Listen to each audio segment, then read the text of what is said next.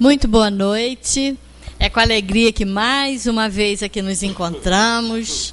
Coisa boa, né? Último domingo do ano e nós estarmos aqui procurando nos elevar através dos nossos sentimentos, através dos nossos pensamentos, buscando o conhecimento que essa doutrina de renovação nos oferece de uma forma assim que fala realmente a razão.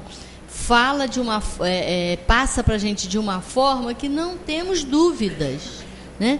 Quando a gente lê nas obras básicas os ensinos da doutrina espírita, a gente tem que ter certeza, né, que tudo foi confrontado, tudo foi pesquisado, tudo foi analisado de uma forma muito criteriosa, porque Allan Kardec tinha essa capacidade, era um pedagogo, era um homem de muitos conhecimentos, e ele realmente deixou, né, para a humanidade esse legado que a espiritualidade passou, né, pelas suas mãos, não como médium, mas como codificador. Ele que deu uma forma de doutrina a esses conhecimentos todos que nós temos aí através da doutrina espírita. Então, realmente, nós só temos a agradecer, né, a oportunidade que estamos tendo de termos acesso a essa doutrina de renovação. Hoje, última reunião do ano, não só do mês, né, do ano. Vamos encerrar com o nosso irmão José Manuel, fazendo o esclarecimento de dúvidas para todos aqueles que tiverem assim alguma pergunta. Pode ver lá com a Mara, com a Terezinha, papel, caneta, passem as perguntas e vai chegar com certeza rapidinho aqui nas nossas mãos. Então vamos fazer a nossa prece para passarmos sem demora para o nosso irmão José Manuel. Deus, querido Pai, Jesus, amigo e mestre, muito agradecidos estamos, Senhor, pela oportunidade de aqui nos encontrarmos, procurando estudar, pensar, analisar sobre as leis de Deus à luz da doutrina espírita. E que essa reunião possa transcorrer em clima de bastante aprendizado para todos nós. Obrigada, Senhor. Graças a Deus e que assim seja. E com vocês, Zé Manel, né? Nosso Bom, queridos irmãos, muito boa noite. Nós estamos aí ainda num clima de efeito natalino, né? Em que todos ontem, anteontem, viram passar mais essa etapa da história da humanidade, que realmente cabe a nós, espertos e espíritas, refletirmos muito sobre isso, para mudarmos um pouco, ou mudarmos quase tudo, isso que se faz em termos de religião, em termos de cristianismo, na humanidade. Porque isso não funciona. Vocês já sabem que isso não funciona. Não precisa eu vir aqui dizer, só cada um de vocês pensar. O que está no mundo com o nome de cristianismo, de Jesus, resolve o problema? Se resolvesse, já era para ter mostrado os efeitos. Ninguém toma um remédio infinitamente, eternamente, com os mesmos sintomas, com a mesma doença. O remédio ou tem que ser trocado ou tem que ser modificado. Há 2000 anos, ou precisamente há 1977 anos, porque quando Jesus terminou as pregações, ele estava com 33.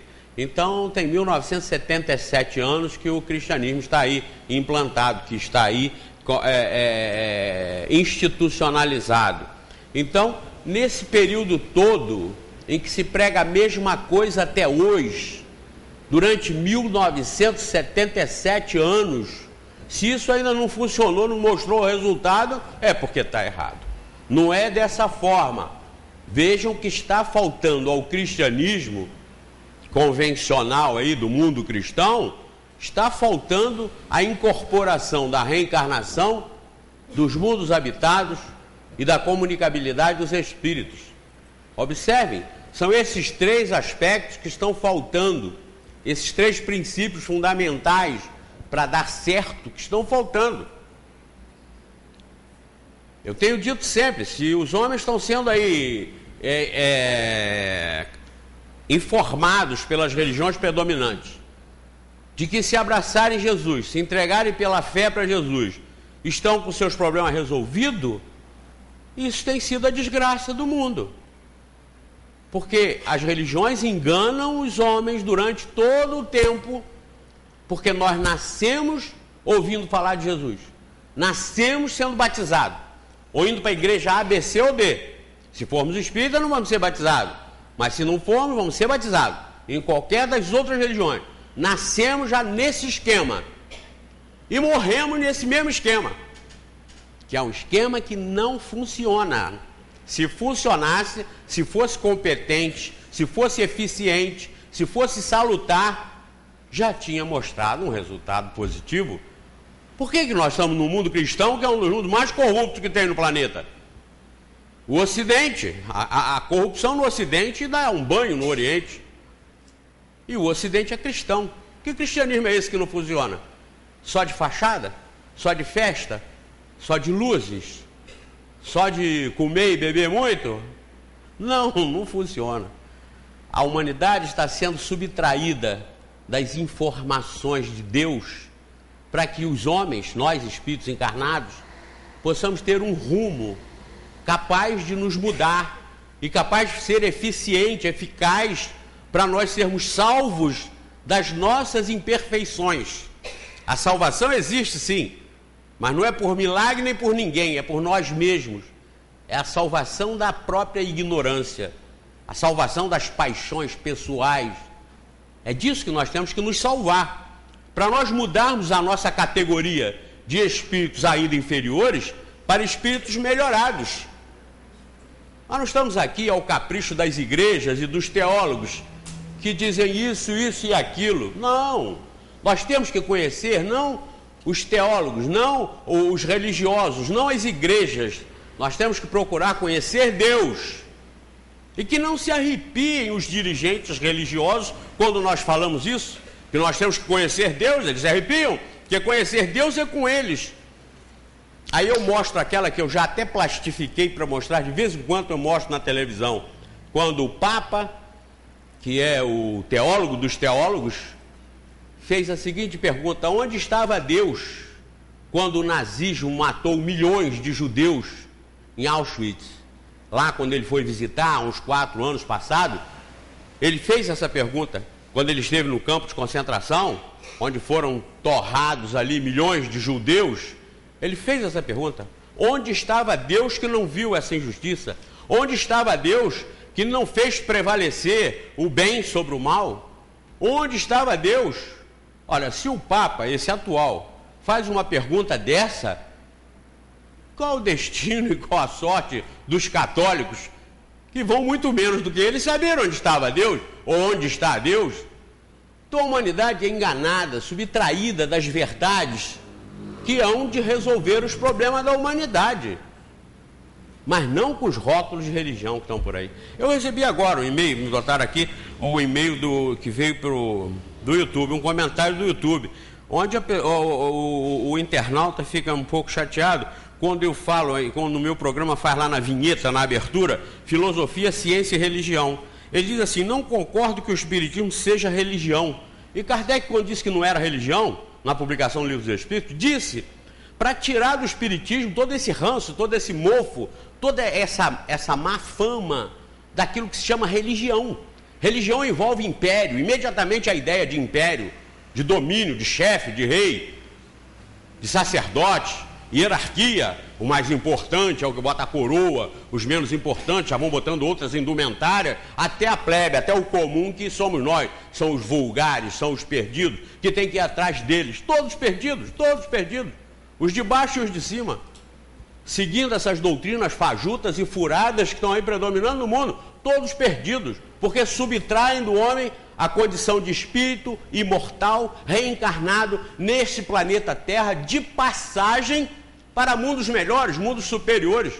Eu estava vendo hoje o pensamento de Stephen Hawking sobre o universo, não é? Um documentário, vários documentários que o Abel concentrou num CD só. Eu estava assistindo uma parte desses comentários hoje e vendo a grandeza do infinito, do universo. E nós aqui, nesse pedacinho, nesse microcosmo aqui, nem microcosmo não, nesse micróbio que está aqui, que é o planeta Terra, planeta Terra, só nesse universozinho que a gente pode avaliar, imaginar, isso aqui é um micróbiozinho, isso é menos que um grão de areia. E eu estava ouvindo essa semana o discurso de um teólogo aí, que até o Luiz Marinho gosta muito. Eu ouvi o moço falando a respeito da ideia de Deus. Deus foi desafiado pelo diabo. Duvido que você faça que você faça uma criatura com livre-arbítrio que seja capaz de adorá-lo espontaneamente. Não faz. Aí Deus, para mostrar que fez, e fica nessa briga com o capeta e as igrejas se enchendo de dinheiro, se enchendo de um rebanho que nasce e morre do jeito que entrou, sai. Nós não podemos ser assim, gente. O Espiritismo está aí para mudar isso. E não muda com o nome de Espiritismo que está aí fora, porque o pessoal aí fora jogou o Espiritismo na vala comum das outras religiões. Ninguém quer contrariar ninguém. E, no entanto, esquecem que Jesus, na estranha moral, está no Evangelho, está lá na Bíblia, veio dizer que ele não veio trazer a paz, ele veio trazer a discórdia. Ele veio incendiar o mundo. E o que ele queria, senão que o mundo se incendiasse o mais rápido possível? Mostrando que quem resolve tomar atitudes honestas, honradas e justas, de justiça e de perfeição, contraria e entra em confronto com tudo que está aí predominando. O honesto hoje é marginalizado como sempre foi. Jesus foi crucificado por quê?